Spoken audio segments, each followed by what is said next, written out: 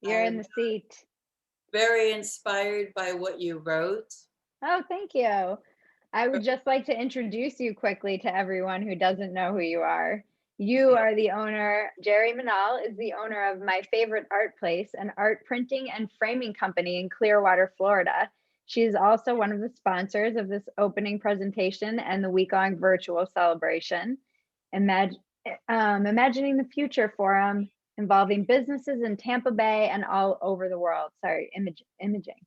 Um, I have to ask, what made you decide to be involved with World Creativity and Innovation Week? Well, I've owned creative businesses for over 3 decades, Oh, wow. and we have always grown our businesses by hosting events, by Oh, cool. empowering others, by giving information to others. I went through a tough time period, as so many people do. My husband passed away, my mother passed away. I took care of both of them I'm in sorry. preparation. Thank you. Um, and so we stopped having events because I was distracted, needed to keep the day job going, needed to take care of the children. And I wasn't going to talk about my relationship with Jim, but he is one of my favorite brothers. So when he became steward of World Creativity and Innovation Week, and it's so aligned with the purposes of our business and how we work so hard to empower artists and help them to grow their business, I said, well, we'll just dip our toe into this. We won't get super involved, but you don't have representation in Florida or Tampa Bay area. And so we'll jump into this. So I grabbed my dear old friend, Holly Haggerty, and we said, well, we're just going to do a couple. That was last year. 25 speakers. I think we have 49 this year. Um, Wow. but I've always worked hard to try to empower my clients on how to think creatively about how to grow their businesses, because that differentiates, similar to what you were speaking of before and my personal experience, which is if I just decide I'm not going to give up, then I'm successful. If I give Mm, up, then I'm not so much. Um, mm-hmm. so if we can reframe what our product services are, if we're able to adjust who our target markets are, if we're able to, I gave a talk a number of years ago on all the uses of a grape.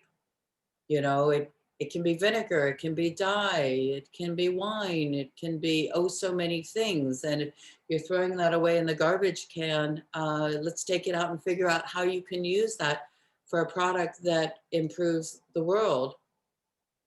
So anyway, that's my long way of saying that it just aligned with what we were doing, and I was getting ready to come out and start talking to the world again and start sharing Mm. people that we knew. I love that. Thank you. Um, what do you see are the mistakes that creatives make when it comes to business? There are a few of them. So, number one, they totally fall in love with their product. And Mhm. I get it. And this painting is the best, this sculpture is the best.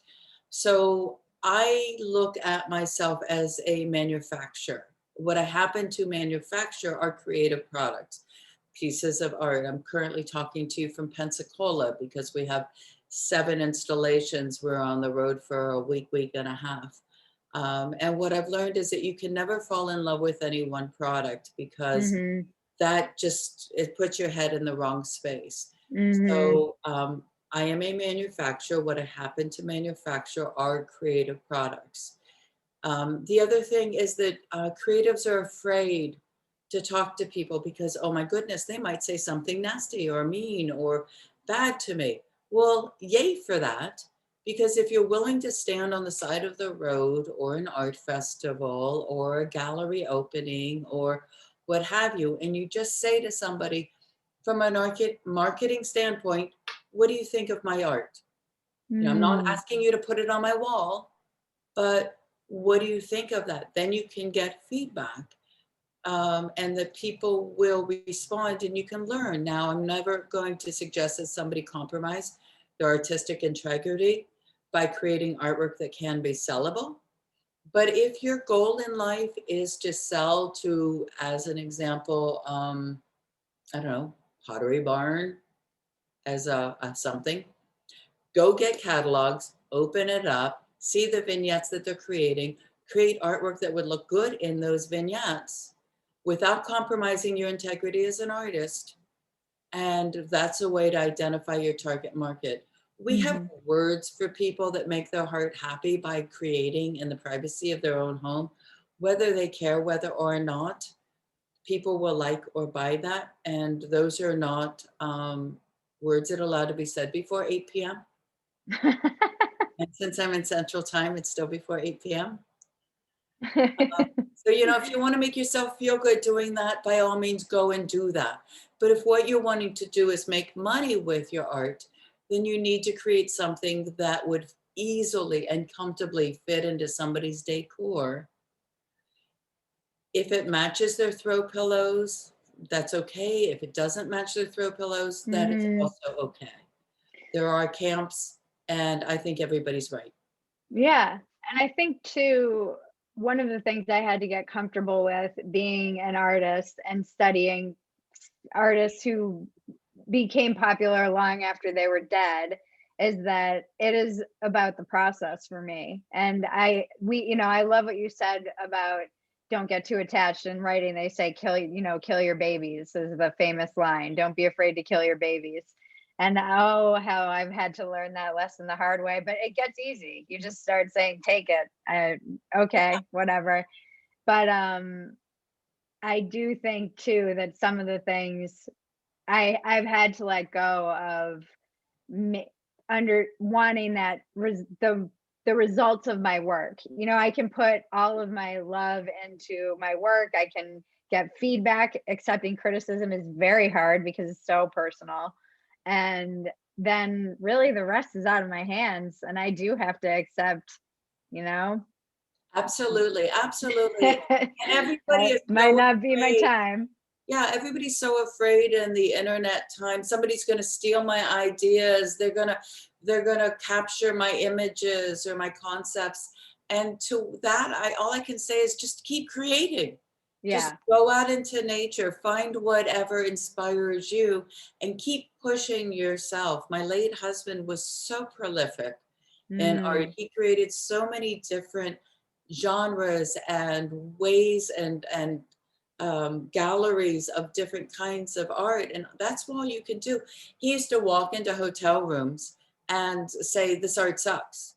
And I'm going to replace create it. a line of hotel art that they should do, and so you just keep growing as an artist, and I dare them to catch up on you. Yeah, I love that.